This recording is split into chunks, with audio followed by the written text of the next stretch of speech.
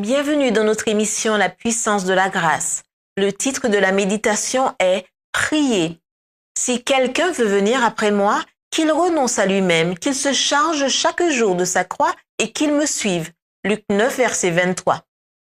Pour former un caractère que Dieu puisse approuver, il faut contracter de bonnes habitudes dans la vie religieuse. La prière quotidienne est aussi indispensable à la croissance en grâce et à la vie spirituelle elle-même que l'aliment matériel au bien-être physique. Prenons l'habitude d'élever souvent nos pensées à Dieu par la prière. Si la pensée divague, il faut la ramener en arrière. Des efforts persévérants rendront la chose facile. Il n'est pas prudent de s'éloigner un seul instant du Christ. Nous pouvons nous assurer sa présence à chaque pas, en nous conformant aux conditions qu'il a posées sur lui-même.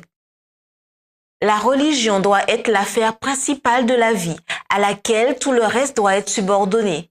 Toutes les énergies de notre être, âme, corps, esprit, doivent être engagées dans la lutte chrétienne. Cherchons force et grâce auprès du Christ. Aussi vrai que Jésus est mort pour nous, nous aurons la victoire. Dès le commencement de la journée, ne négligez pas, chers jeunes gens, de demander ardemment à Jésus de vous communiquer la force et la grâce qui vous permettront de résister aux tentations de l'ennemi sous quelque forme qu'elles se présentent. Le Seigneur répondra aux prières ferventes faites avec foi et avec contrition. Enfants et jeunes gens peuvent apporter à Jésus leurs fardeaux et leurs anxiétés, assurés qu'il fera droit à leurs supplications en leur donnant précisément ce dont ils ont besoin. Soyez fervents, soyez décidés, rappelez à Dieu ses promesses avec une foi exempte de doute. N'attendez pas d'éprouver des émotions particulières avant de croire que le Seigneur vous répondra. N'exigez pas qu'il agisse à votre égard d'une manière déterminée avant de croire que vous recevrez l'objet de vos requêtes. Mais fiez-vous à sa parole.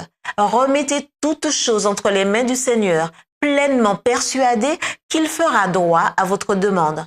La réponse viendra au moment et de la manière que votre Père céleste jugera convenable. Enfin, conformez votre vie à vos prières. Marchez humblement et allez de l'avant avec persévérance. C'était notre émission La puissance de la grâce.